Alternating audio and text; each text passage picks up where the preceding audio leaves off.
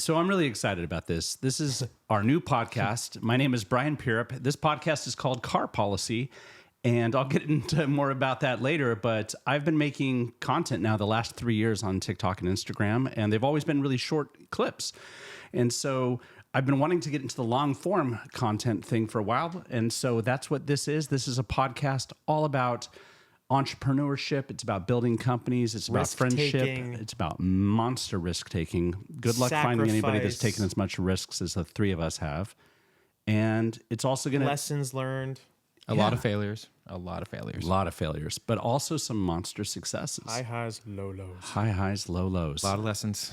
And so what's really cool, and I think sets this podcast apart from other entrepreneurial ones, is that the three of us have actually been working together for the last 12 years. That never happens in the world of entrepreneurship. That happens in corporate America. Corporate America, but not in building companies. And we've started, 4 companies together? I think that's somewhere 4 or 5. Yeah. Maybe 5 unofficially 5, Yeah. 4 officially, something like that. And so that kind of history is extremely rare. And so we're going to be talking all about how we built Mint. A lot of you that are listening right now are people that have been waiting on us for a very long time to release our products. And Thank we're you for your super patience. excited to share them with you. And this gives us a chance to talk more about what Mint is and how we built Mint and what our struggles have been and where it's going and how it got to be here. Because we have produced the best quality products for protection and display of trading cards.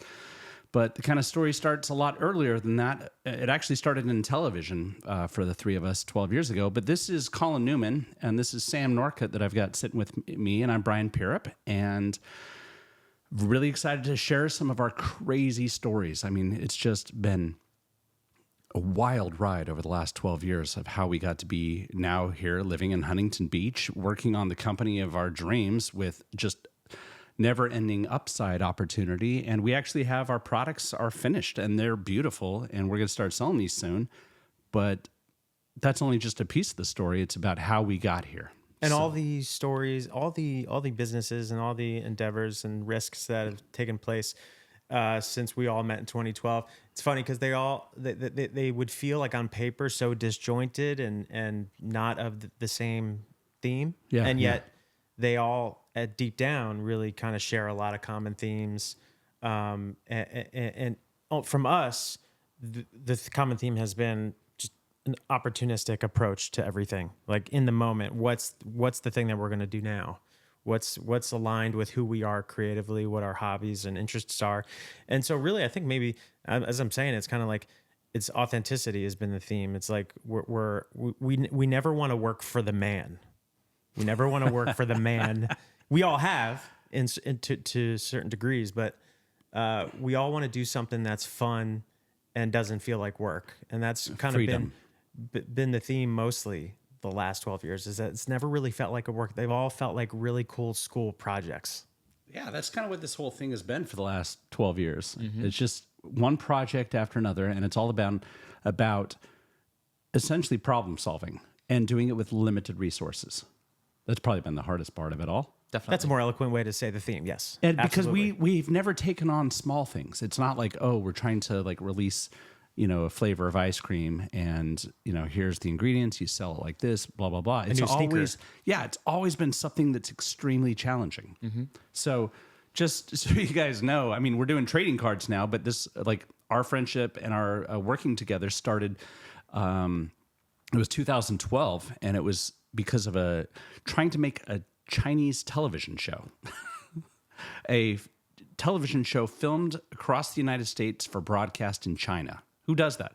That's entirely impossible. I mean, I remember being told by people at business school the previous year or two, even before that, you'll never be able to do this. It's impossible. And so I was like, challenge accepted. I'm going to find a way to do this thing. And so, that's a whole. I mean, there could be a whole podcast dedicated to that experience. Yeah. That was endeavor numero uno. Yeah. Okay. What about 2, 3, 4? Like, what's the top down? Where? Because I would love to go into that. But I think it's always been about entertainment. At the end of the day, it's about connecting to large audiences. And so the Chinese television show, I mean, we had a broadcast catchment of 400 million people. And Then the next company we really worked on was and that company was called Sixtus. After Sixtus, there was Sixtus 2.0, because long story there, which we'll get into. And then we built Elysium. Elysium was a tourism business built off the back of the Chinese television stuff. And then we built Wellness, which was a health and wellness company during the pandemic, because we had to entirely change directions. Did that for about 2 years, and now we're doing Mint. We started Mint about 3 years ago, just over 3 years ago. And while we were running the health and wellness company. yeah. And we even explored doing a lot of other things at the time. Home Vet, our veterinarian company. And oh, yeah. That was crazy. we were even almost went fully in on that too. Like that would have been what we would have been working on now if it wasn't actually for Collin, who, we were going full into this vet business, this mobile vet business, really. And we're not veterinarians. We're not veterinarians. I know it's played out, but the Uber of vet services was really well. I still think it's a really cool company. It's a really cool company, but it would take a lot of resources to convince veterinarians to leave their practices and come and join Home Vet. Work on demand, Still, I think it's a pretty cool business plan. And really we're cool also talking about slinging calzones. That's a whole nother. Oh my gosh, I forgot the about that. Doughboys. That's right. Dodged a massive pizza-sized bullet with that. Actually, but this is a really cool story, is that we had a lot of resources, 3 years ago, and we're running Wellness. But that's the name of the company, by the way. Also, by the way, we did not come up with that name. There's a lot Wellness. of tensions going on here. There right was now. The company was called Wellness, but it was spelled WLNSS. So, no vowels. But we didn't. We're not that creative. So we were working on that. We were starting to build this, starting to take the direction and let's go and build this veterinarian company that uses the same technology. And I remember sitting on the couch one day talking about building this veterinarian company, and Collin goes, "Brian, take a minute. We've been going like full speed ahead on all these things we've been doing. Like, surely you have other ideas, other business ideas that you've been, cooking, for the last few years or the last many years." And so sure enough, I went into my room and I have this folder on my computer of like all my ideas, and because there's never been a shortage of ideas. It's always been about execution and having the time and the energy and the money to be able to act on it. And I remember sitting there and I was going through all my different kind of other ideas, and I came across one about trading cards, baseball cards. Is that I'd always been a huge fan of baseball cards. I'd been collecting my whole life, but it had always been something that I had done kind of behind closed doors. I was always embarrassed about it. Mm-hmm. It felt like some sort of weird, tacky, nerdy. I was embarrassed about it. I didn't tell my friends. It's very personal to you. And I remember you kind of broaching the subject with us. And you're like, "Hey, guys, so I have this idea about baseball cards." And you were I've never seen you that nervous ever. Yeah, because I felt it was weird. Like, I thought, here I am, a grown man who's collecting pictures of dudes playing sports. And also, it was mainly from my childhood cards. So it felt like this weird connection to childhood. And I was like, I always thought it was kind of, I never told anyone about my baseball cards. Mm-hmm. I felt like it was, even going to a card shop, I always felt like I was like creeping into. I'm really glad you waited as long as you did to tell me, because I don't know if I'd be sitting here. Well, it just made me feel uncomfortable. It's like showing some sort of toy collection or something to people, like for sure, like action figures, that sort of thing. And I just felt like it was. And I had never participated in any baseball card communities. And so I didn't know how big it had become. I didn't realize how ubiquitous it was. It was just something that I always did kind of in the privacy of, my own home or a hotel or whatever. But it was something that I was embarrassed of, and that I had spent so much money, doing cards. But I'd always hated the protection of cards. I hated the one-touches. I hated the graded slabs. I hated any kind of way that people would display or protect their cards. I just thought they were ugly. And so on my list of future business ideas was creating a display and protection business around trading cards and other kinds of collectibles like shoes. I collect shoes as well. And there was nobody building displays for shoes. And so I remember I told the guys, I think you were in my room. I was in your room and you were like, hey, man, I have this idea. And you just said it very simply. I have this idea for creating a high-end display for cards. And I asked you some questions, mainly kind of trying to dive a little bit deeper. Like, what do you mean high-end displays? And you went into the protections, the preservation, the presentation of it all. And then we did our own research just to ensure that, is Brian onto something here? Is this a unique idea? Has no one ever thought of this before? And no one had ever thought of that before. And I got way too excited. Again, a new business that there's no precedent. It's so challenging. Mm-hmm. How the hell are we going to start this? None of us are designers, engineers, experts in the hobby. What the hobby being trading card collecting. What are we supposed to do? How do we start? Yeah.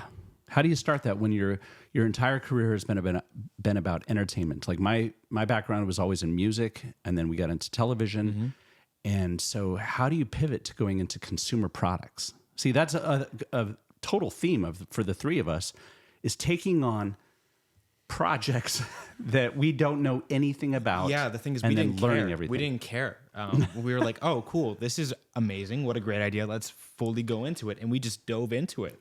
Yeah, it's funny because the business that afforded us these resources to be able to pursue this business was a health and wellness business, and none of us have medical degrees or interest in anything medical really beyond, or at all really. And to clarify, there was a doctor attached to the project, so there was a doctor, but we didn't know what we were doing at the end of the day. So we just had to learn from the ground level, like everything there is to do with we were doing COVID testing. We had to learn everything that there was to know about COVID testing, and that was such a pain in the ass. Mm-hmm. But we learned it because we needed to be able to speak. I mean, this was such a frightful, it was a fearful time for people that we needed to speak, knowledgeably about the subject to people who didn't know anything, because, there's so much information. We first built the thing based on IVs. It was a mobile IV company that asked if I would come in and take it over and run it and scale it. Mm-hmm. And it was like booster shots and IVs and yoga, meditation. And because our television company and tourism company wasn't able to move at all because COVID hit, and we were doing Chinese television, Chinese tourists, and all of a sudden, this virus hits and it's all, coming from China. And so all of a sudden I can't fly to China. I can't even have a meeting over there because, it's illegal for me to fly into China kind of in the spring of 2020, in the summer of 2020. And so this new opportunity popped up and we took it and ran with it. Mm-hmm. And there's a lot of stories there. We'll get into all of them, but my point to that whole story was that this has been harder than the medical company, which, you wouldn't think intuitively that might be the case, mm-hmm. but it has been the case. Yeah, it has been harder, but because one of the things about the trading card business is that I think that this is why nobody's done what we've done, is that it's actually really sophisticated and really hard. It's one thing to make a plastic case like the PSA cases or the SGC Beckett or One Touches. Yeah, they're just two pieces of plastic that are just sonically welded together. It's yeah, pretty simple. So you can go and build a company like that in 2 seconds. If you want to go and make like a One Touch, competitor, you can do that. But if you're actually going to analyze a trading card and then wrap it in like glass and steel and titanium and Viton and make it so it's completely protected from UV and counterfeit and all these things, it takes a lot more. And beautiful. And too. beautiful. And what we discovered is building these cases was extraordinarily complex. That's why there's huge barriers to entry. More complex than building the thing, actually, I found was trying to convince these folks, these experts that, of their own status quo bias, that this plastic is the only way, and that it's been an afterthought. That's what we're trying to explain to them, is that this thing that surrounds the card is actually a crappier way of doing it. There's a better way. So entertain us. Why don't you? Humor us. Yeah, well, I think that's actually the history of what our whole experience has been going into industries and saying there's a better way to do everything. Yes. And so, whether it was music or television or health and wellness, everything we did was trying to find a better way to do things. And so when we came into the trading card space, my initial thought was, I want to use glass. I knew 100% the number one thing I kept thinking about was glass. There's got to be glass. There's got to be, and then it turned into, there's got to be steel as well to hold it all together. And then we realized, I hired an industrial designer to kind of make me some sketches and to build me my first prototype. And what I learned in that whole process that took like 6 months was that in order to build these cases, it's not going to just be industrial design. You have to use a significant amount of mechanical engineering. And so all of a sudden, here we are, like Sam was running around Los Angeles 3 years ago trying to find veterinarians and like going from vet clinic to vet clinic. And then all of a sudden, 6 months later, we're learning trying to track down mechanical engineers, that's that kind of pivot. And so that's kind of the stuff we've been doing. And so we pivoted. We all of a sudden dropped all of our stuff about health and wellness. We dropped the, all of our plans for the home vet situation and focused 100% on the mint that cases. Pivot's so interesting because many people have asked us, after that successful run, why didn't you guys just go to Costa Rica? For like, why don't you guys just go, piss off somewhere and just chill out and enjoy? And we were like, that's just not. We ain't like that. That's not in our DNA. Nah, I mean, eventually one day, but we knew that nothing is forever and that we wanted to That's make a great something point, that Collin. felt like it could be forever. Yeah, is that we made a bunch of money in the health and wellness company, but the thought was, we don't love this. We want to do something that we love, something that we enjoy waking up in the morning and being excited about, and something that has unlimited upside. I wanted to know that we could make a ridiculous amount of cash, have a great time doing it, and that it was an achievable goal. Yeah. Also, with the health and wellness company, I don't know, countless of new health and wellness companies were popping out of nowhere. And so we looked at this opportunity, and when you see that there's no one doing it, it's a very attractive option. Yeah, and that's what I love most is picking something that nobody else has done or nobody else has thought of. And I like every time I hand a mint case, the G1 to somebody, it's always this new revelation for them. They've never seen anything like it. It's always a surprise when they first pick up our case. Here, let's reenact that. I'm an uninitiated. I'm your. Who am I? You're a standard collector. Yeah, you collect, and we just ran into you at a card shop. Oh, hey. What's up, Brad? Hey, what's up, man? Here is your collector. That's a PSA case right there. It's all nice and everything. Here, hold the mint case. See what you think. Whoa, this is heavy. They always say it's heavy. That's the first thing. It's like the. Wow. It's not. Wow. Yeah. Wow. Everyone always says, "Oh, it's really heavy." Oh, it's. I love it. Yeah, it's every single time. It's heavy. It's the color. Wow. It's so the high clarity. Is that I glass? can see this. Is that steel? Yeah. What are the materials? This is impressive. How much is it? Yeah, that's pretty much how it is every single time. And so that's what I find fun is that we've built something that's a paradigm shift. And now we're releasing these products this year. Mm-hmm. So next month, we're releasing our first product, which is the hobby case. And we'll go into more of that later. But the G1, which is our flagship, we're releasing that this year in 2024.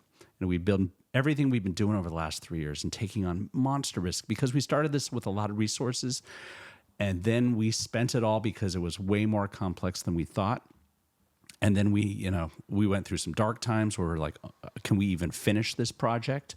To now we're getting to the point where we're just right around the corner releasing it. So we thought that would be a good time to kind of share with everyone what we're doing. And that's what this podcast is going to be about. It's going to be about all of our musings and stories and history.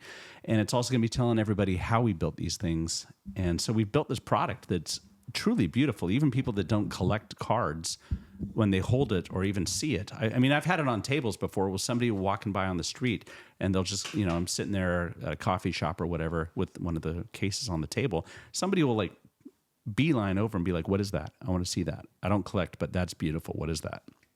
And so this is about a paradigm shift and wanting to upgrade the trading card hobby and to make everything better. You know, people have always wanted there to be a better product, but they didn't know what that was. And so that's what this is. This is not just incrementally making things better, because there was a company that popped up a few years ago as well called, what were they called? Rare Edition. Rare Edition. And Rare Edition was a company, I don't even know if they're still in business. I don't hear about them at all. I'm not too sure. But they were trying to be a grading If we had service. gone to the National, we would have either seen or not seen a presence of them there. And that would have indicated to us, because the 2 Nationals ago, they had a very small booth. Yeah. And that was to us indicative of their kind of decline. And some others kind of corroborated that. When was their last Instagram post? Do you guys know? That would be a very good indicator, Sam. But people would, I remember when I first told people that I was building a better quality case, and they're like, oh, just like Rare Edition. And I'm like, no, not like Rare Edition. Because Rare Edition is still 2 pieces of plastic coming together with a thin piece of Gorilla Glass over the top If front. there's any proxy, though, they would be the closest. They're closest, but it's like, Because they how would I compare that? Yeah. the one question they asked that we asked too was, are there better materials that could be used to make this thing? That's the only similarity between us. But it would not even on the same plane, but still. No, totally. I mean, like, kudos to them, right? They saw the issue and they were trying their best to fix the issue and you know, provide an option for collectors. But something that you've pointed out a few times, Brian, is that their mistake was that they were trying to do 2 things well. And that's what was marked their failure. They were trying to be a good grader, and they were trying to make a good case. Product and service. And that's a tough one. Yeah, that was their big mistake, is they got caught in the middle.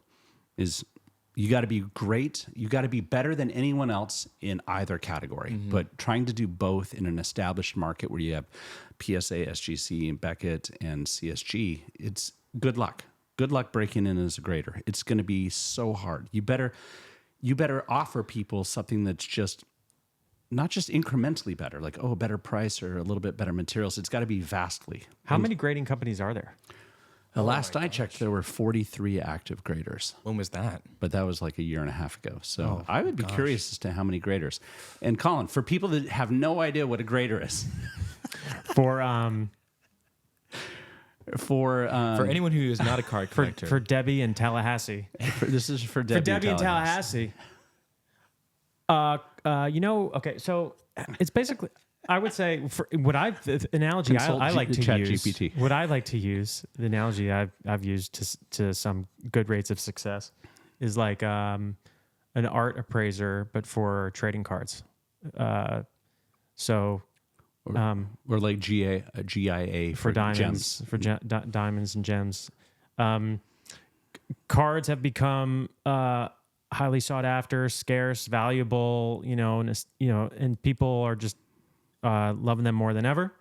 And so they want to have some kind of authentication involved with them and inspection. And so you kind of throw those all together, and that's the service, the kind of comprehensive service that these card graders will provide. You submit for a fee your card to a grader.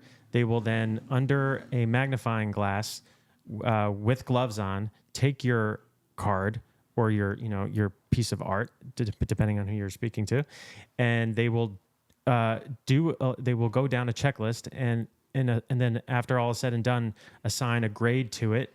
Typically, on a scale of 1 to 10, it does get a little bit more nuanced depending on the grader. And then after determining what your grade is, they will then take 2 pieces of plastic and sonically weld them together. And then in that plastic, there is a section above the card called the flip, where you will have information like the card's year, the person represented on the card, the set registry, a barcode. Some will have RFID chips to scan with your phone, depending, of one company that does that. Am I accurate in my assessment? Very verbose. Very good. Very good. I'm trying my best, Debbie. But why would you get your card I think it's so graded? interesting though. It's It's Grading, very interesting. It is. grading is an essential piece of the, it popped up like 30 years ago or so, maybe 40. And it is essential. It's a way to be able to differentiate between high quality cards and low quality cards, and real and fake. And real and fake. And it also applies a lot more value to a card. So a highly graded card with a very low population count has a much higher value. And so and now everyone has an agreed upon value that the card has, and then could go on eBay and people can buy, sell, trade.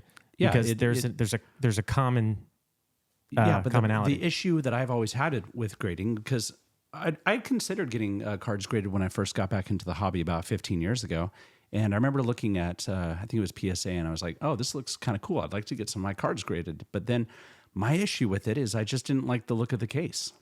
I liked the card. I didn't like the red flip at the top. I thought it looked too much like a Dewey Decimal System, like a card catalog in my libraries of like childhood. It's just too tacky.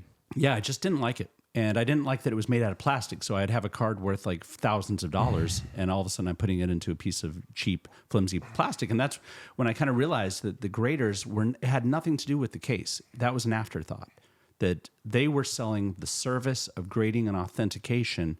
And so when I came up with this idea of Mint 3 years ago, it was, let's not worry about, the grading. Let's focus on building the world's best case, and then we can go and make that for any kind of collectible, shoes, comics, coins, whatever. Let's focus on building phenomenal products, and then let's team up with the graders, and we'll they're the service, we're the product, and now it can work seamless. Yep. And so we have some really cool stuff we're going to be sharing with you guys later this year that we're building all this towards. But I think we have elevated the hobby by making these cases. And I know a lot of people are frustrated with us because that we've been working on these now for 3 years. And I think I first alluded to that we were doing this like 2 years ago on like one of our social media posts, and people got really excited. And then a year ago, we put up a website to kind of show people what we were doing at mintiverse.com.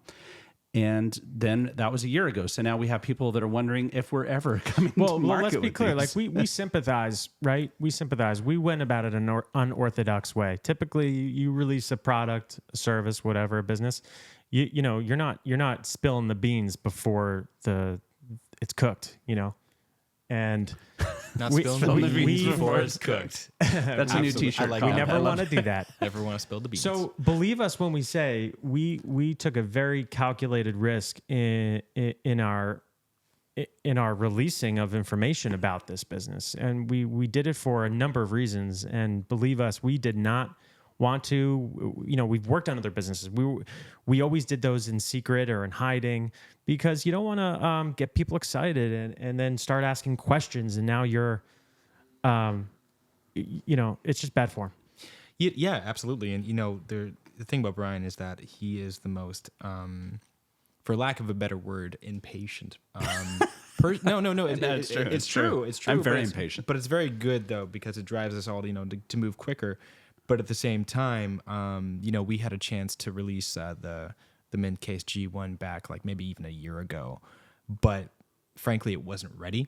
We could have, the card would have been safe, but it just wasn't right. And Brian was like, okay, we have to take the time and the resources to perfect this, because I don't know about you guys, but for a lot of collectors, cards are their most cherished items, and we don't want to put any card into a product that isn't perfect. Yeah, no, I'm a total perfectionist, particularly when it comes to this sort of thing, is that I needed to know that I would buy the product myself. Absolutely. And would you put your that's Mickey why Mantle on that's there? why I started this company. A lot of people think, oh, you started this company trying to just make money or whatever. No, I actually started this company because I wanted to fix a problem that I had had in my own collection, and I was also trying to figure out which direction I wanted to take my career. So it was the perfect merging of two things. Like, oh wow, I can fix this issue that's been bugging me for 15 years with my collection, mm-hmm. and also this is a lot more interesting to me than health and wellness and veterinarian services. So it was like this perfect situation. The issues for us it got to be more complex than I expected. I thought you'd take two pieces of glass, put some steel around it, voila, you're done.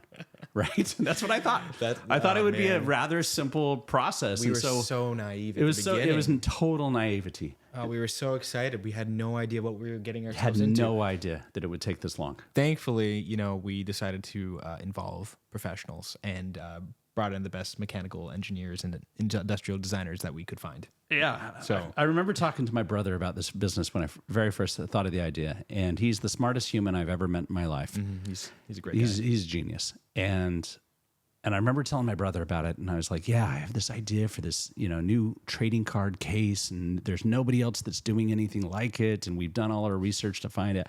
And I was like, what do you think? And he goes, I think this is a really great business, but it's going to take you like 2 or 3 years. And he's like, it's probably going to take you a few $1 million in 2 or 3 years. Yep. And I was like, not a chance. Not a chance. I remember arguing with him, and I was like, dude, not a chance. I'm going to have products out within the next 12 months. No, he warned us. He did. He He warned did. us. And I was like, there's no way this is going to take 2 or 3 years and $2 or $3 million to put this together. It did. It did. And so it is funny that it's exactly as my brother predicted. And it's because it's a very complex case. But the cool thing is these turned out way better than I thought they were going to.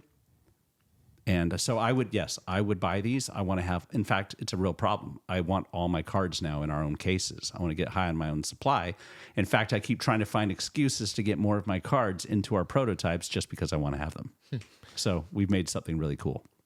I think it's a great time to start doing this podcast too. I think this is the most interesting moment in our history to start talking publicly about these things, because we are, a mere weeks away from actually selling our first to market product. I think it would have been premature over the last 3 years at any point before now to start talking. But now, for anyone listening, I think it'll be so interesting and insightful to hear what it's like for a business to receive a first shipment of product and then to turn around and get that into the hands of consumers. It's such an interesting inflection point, because you'll be able to kind of, as long as we keep doing this, you'll be able to kind of come along for the ride with us and watch as we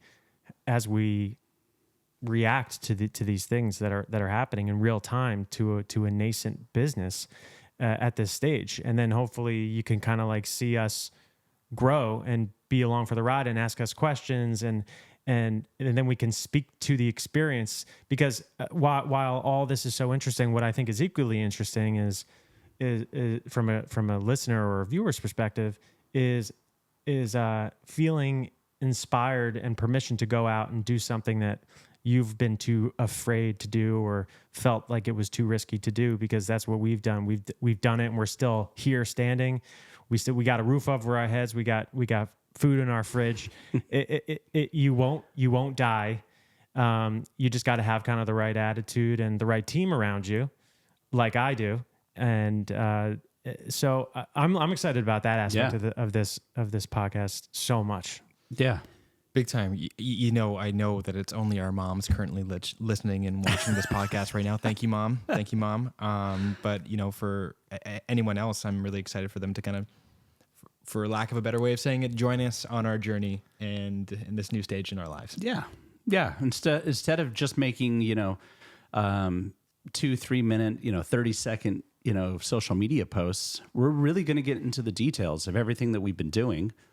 And we're going to, tell a lot of our stories. I mean, there's a lot of really, the levels of risk that we've taken on over the last 12 years, the all over the world kind of business relationships and trying to make things happen. These are things that we haven't really talked about with too many people outside of just a close group of, friends and family. And so it's a little bit different, because everyone that watches my social media, they see, oh, I'm a nice guy. I go around to card shops. I open packs with kids. And that's definitely who I am. Like, there's never been any acting that who you see is who, that's who I am. But there's so much of this kind of behind the scenes of what it's really taken to make these things happen. And the sacrifice, and I'm really thankful to these guys, because without Collin and Sam being a part of this thing, and also our guy Shannon in Atlanta, this wouldn't have happened. Like, I've done a lot of really impossible things on my own, but this company, I wouldn't be where we are with this without these two guys. And so it's going to be fun to tell all of you why Mint has taken 3 years and why it's turned out to be better than anything else that's out there. It really is phenomenal products. And how we're not just going to go after the trading card market, we're actually going after the entire collectibles market. And yeah, so stay tuned. There's going to be some really great stories. So thank you guys. Yeah, and beyond that, just all of the lessons learned and common threads between all the businesses we've done, and how that's changed us, and how really, because the reason we're doing this at all is because, just like Brian said, is there's so much more beyond what you just see in his social media. I think whenever we talk about what we've done with people, with friends, with family, we always kind of get into, we find ourselves talking about a story, sharing an anecdote from a time gone by. And it's always so interesting. And so many people that we're around are kind of dumbfounded oftentimes. And we always say the same thing. Oh, this is way too long of a story. I'll tell you later. I'll tell you over a beer or something like that. That always happens. And so after just relentlessly just saying those words over and over to people, I'll tell you later, or them saying to us, that's so fascinating. I cannot believe that happened to you, or I can't believe you did this or made that sacrifice. We've been throwing around the idea of doing a podcast like, stream of consciousness, uncut kind of conversation for months and months and months and months. So this was a way to actually air all of that. And so I think as we talk stream of consciousness like this, those anecdotes will resurface, and then in the way that they added value to those people we were speaking with in any room, that's what we hope to bring to anyone watching or listening now, is are those fun little things to make them think, oh my gosh, anything is possible, and provide entertainment, frankly, because they are entertaining as all hell. Yeah, these so that's stories. what this is. A lot This of is them, not all a of them. kickoff, an introduction. Just wanted to introduce who we are, why we're doing this, and we don't really know where this is going to go, but the one thing we're going to offer is we're going to have a lot of fun doing these episodes. Yeah, And- we're just happy to be here. I'm just happy to be here. And I think some of them are going to be quite shocking. I think people are going to be shocked by it. Some of the things that have happened. And we're going to share it all. Why not? Cool. Let's do it.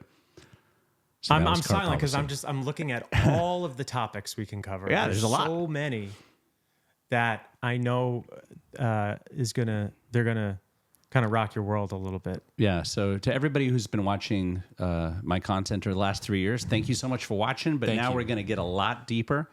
And this is just the beginning. Finger guns. Let's go.